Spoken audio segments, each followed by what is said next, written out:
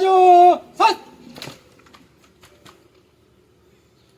Car बगल सच car surgeon तो आप क्या करेंगे? अरे बलराम सिंह जी आश्वासन ने कम जातिवादी राजनीति नहीं करेंगे। मैं अपना पर्चा वापस लेता हूँ। उस समय मैंने पर्चा अपना वापस ले लिया था जब बलराम सिंह यादव ने आश्वासन दिया था और 84 के चुनाव में बलराम सिंह ने चुनाव जीता था।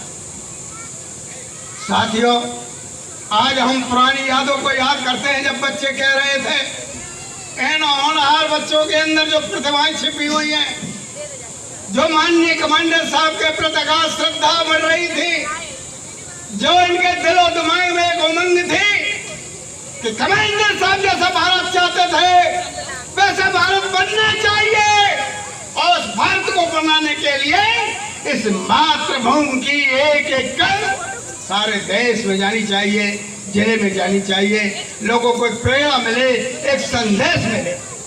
मैंने भाई सुधींद्र भदौरिया से हमारी बातचीत होती रहती है।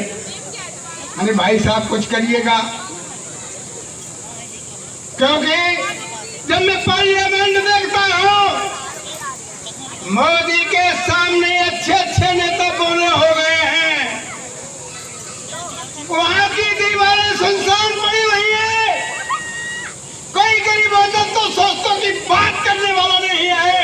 आज कमांडर सिंह भदौरिया होते तो शायद वो पार्लियामेंट की दीवारें झंझनाती होती। आज मोदी जैसे लोग आज बिल्कुल ही शांत हो गए। आज मौका मिला है मोदी को अपनी मनमानी करने का। कहीं पर बीमारियां पैदा होती है हिंदुस्तान में पहले आ जाती है और बीमारियों पे इतना लाभ शराब खर्च किया जाता है, शायद विश्व के इतिहास में कोई भी मिसाल नहीं मिलेगी जो हिंदुस्तान में मिलेगी और जो मोदी ने इतिहास रचा है। कभी अपने कानों से आपने सुना होगा कि कोई बीमारी हो गई है, आदमी मर गया है, अपने बाप के पास नहीं जा सकता, बेटा के पास नहीं जाता, ऐसी बीमारी पैदा कर दी। जहाँ नफरत का वातावरण घोल दिया गया हो, जहाँ समाज में इस प्रकार सबका विकास कर रहे हैं, भाइयों ये तो नहीं हो सकता। न तो सबका साथ हो सकता है, न सबका विकास हो सकता है, लेकिन सर्वनाश जरूर हो सकता है और वो हुआ है। किसी शायर ने कहा है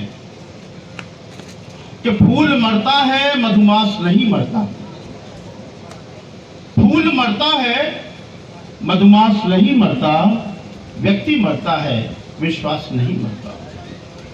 फूल मरता है मधुमास नहीं मरता, व्यक्ति मरता है विश्वास नहीं मरता। अरे कह दो कि जाकर लोगों कोई मौत से, कह दो जाकर के लोगों कोई मौत से कि इंसान मरता है मगर इतिहास नहीं मरता, मगर इतिहास नहीं मरता, मगर इतिहास नहीं मरता। आज इस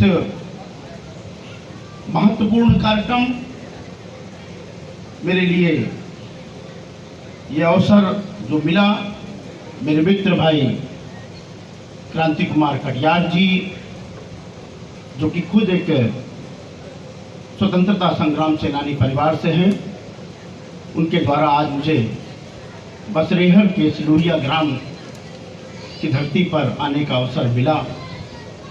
आज इस मंच पर विराजमान अतिथि कमांडर अर्जुन सिंह भदौरिया के संबंध में कुछ साहित्य है, क्योंकि मैंने कभी पुस्तक देखी नहीं थी। उन्होंने मुझे 3 मोटी मोटी पुस्तकें निकाल के दिखाई। समय कम था, पढ़ नहीं पाया, मैं ताज्जुब रह गया। मैंने कहा इतना अच्छा। अंग्रेज सरकार के खिलाफ 52 बार जेल जाने वाले 44 साल का सजा याफ्ता स्वतंत्रता सेनानी को देश ने भुला दिया। उत्तर प्रदेश इटावा भारत सरकार द्वारा आज़ादी का अमृत महोत्सव जोर शोर से मनाया जा रहा है। सरकारें इन्हें खूब प्रमोट भी कर रही हैं। इसके बाद भी ऐसे कई महानायक हैं जिन्होंने आज़ादी के आंदोलन के लिए अहम भूमिका निभाई और फिर भी उन्हें भुला दिया गया। अर्जुन सिंह भदौरिया ऐसे ही क्रांतिकारियों में से एक हैं।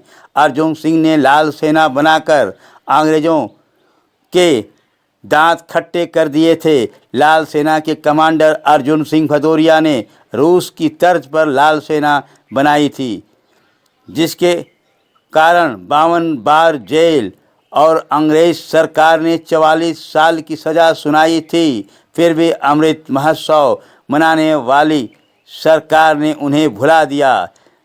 बीते 10 मई को उनका जन्म दिवस था, लेकिन उनके समाधि स्थल के आसपास सफाई तक नहीं की गई थी। जब इसकी आहट किसी तरह महुआ डाबर एक्शन के महानायक पिरई खान के वंशज और क्रांतिकारी लेखक शाह आलम राणा को लगी तो उन्होंने उनके जन्म स्थल बरसहर के लोहिया गांव में 22 मई को पहुंचकर कमांडर अर्जुन सिंह भदौरिया के समाधि स्थल की साफ सफाई के साथ ही साथ जन्म दिवस को समारोह के रूप में मनाया। जन्म दिवस समारोह को संबोधित करते हुए शाह आलम राणा ने कहा कि जहां सरकारें क्रांतिकारियों को भुलाने पर आमादा हैं, वहीं जनता भी कम दोषी नहीं है। करो या मरो के आंदोलन में कमांडर को 44 साल की कैद हुई थी। अपने असूलों से लड़ते हुए लगभग 52 बार जेल गए थे। वर्ष 1957, 1962, 1977 में इटावा के 3 बार लोकसभा से भी चुने गए थे। सरकार और उनके परिजनों को उनकी बहादुरी की याद नहीं आई। चंद सामाजिक कार्यकर्ताओं द्वारा जो आयोजन प्रस्तुत किया गया, ये सरकार से लेकर क्षेत्र के लोगों तक को एक बड़ा संदेश दे रहा है। G72 न्यूज़ के लिए इटावा से जावेद बिन अली।